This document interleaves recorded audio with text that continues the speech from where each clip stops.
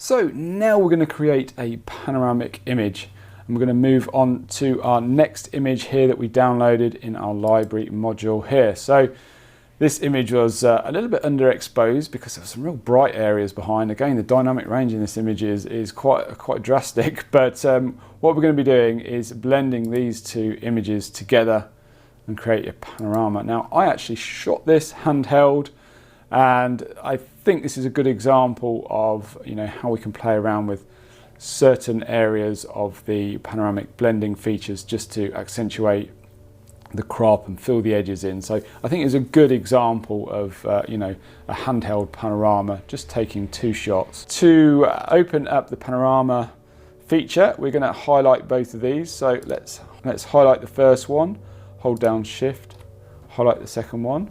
So both of them highlighted. Right click and photo merge panorama this time. That's going to bring up our panorama merge preview. Now, as you can see here, it stitched those images together, but we're left with some curved edges. And this is typical with any panoramic image that you take, but this one's perhaps a little bit more obscured because I didn't use a tripod. I just took two images handheld. And to be honest, I didn't do a bad job, to be fair. So let's have a quick look at how we can adjust this to make these corners filled in. There's a few options that we've got.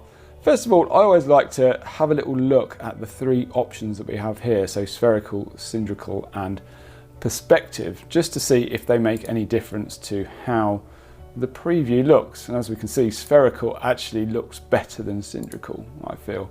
So let's have a look at perspective, and obviously that looks terrible, so we're not going to be choosing that one. So I think spherical looks the best. Let's take a look at these options here for making up this image and making it obviously fit into our cropped window. So we can click on fill edges. Essentially that's going to use a content aware fill to predict what it thinks should be there. So it's going to add in some details in those areas based on the pixels and the way it looks around those areas. So we could click on that and see what it quickly looks like. It's building the preview, and it's done a fairly good job by the looks of the preview. So let's just uncheck that. The other one is auto crop, and that's obviously going to crop into our image and just straighten it out a little bit. And again, it's done a really nice job. So underneath auto crop, we have auto settings, and this is going to apply all the tones and colours and try to make an end finished edited photograph. So if you click on that, you can see it's adjusted the exposure and everything. Well, we don't really want to do that. So the two options we have are auto crop or fill edges.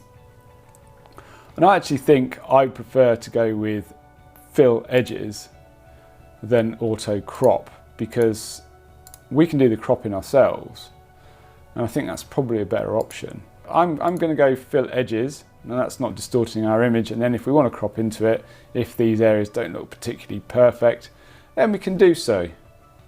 So let's go ahead and click merge and let the panorama be merged together. So it's created our stack for us again. As you can see, we've got this 3 on the bundle of images there. If we click that, that just opens the stack. As you can see, we've got our pano.dng file now. And now we're ready to start and edit. So obviously this image is really underexposed. First off, I'm just going to increase the exposure so we can have a quick look at these edges that it auto filled. And as you can see, it's done a spot on job. In the corners, you can't tell any difference. Let's have a look down here, and it's perhaps a little bit mushy down here in the corner. I can see a bit of a line there that doesn't look particularly great. Yeah, you can definitely see something's happened there, can't we? But I'm probably going to go ahead and crop that out. It's always worth checking those areas. You can really see it on my image.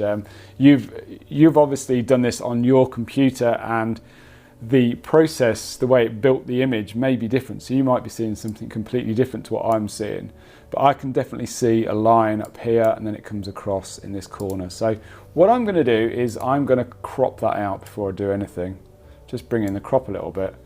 And I feel doing it this way, it actually gives the user more flexibility as opposed to letting the software do the auto cropping for us.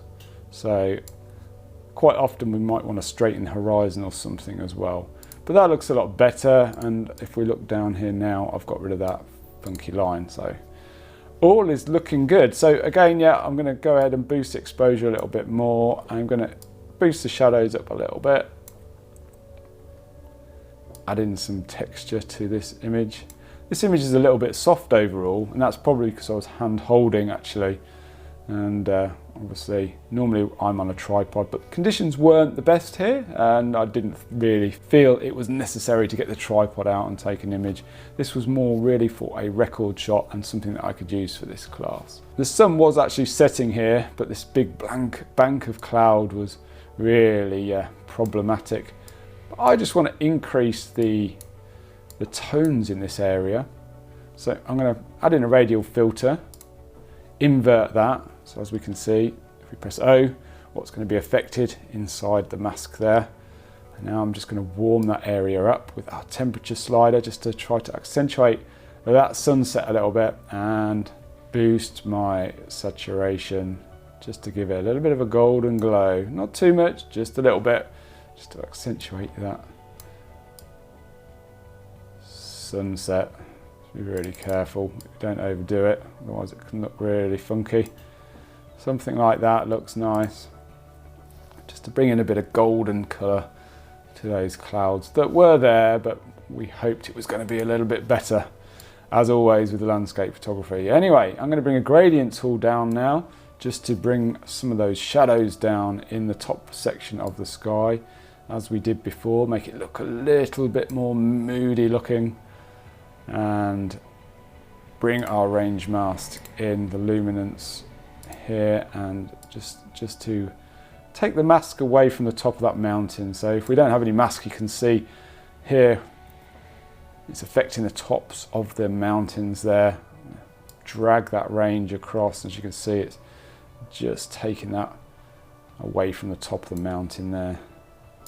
Take off the mask, and that's helped retain some of the brightness in the top of that mountain there. I think what I might do in this image is just boost up the whites a little bit, being careful not to make sure that anything gets clipped in our histogram, and overall just boost the clarity ever so slightly, make this a bit more of a contrasty looking moody shot. Like I mentioned before, this image is a little bit soft overall, purely down to the fact that I was shooting handheld and it was quite dark, gloomy conditions.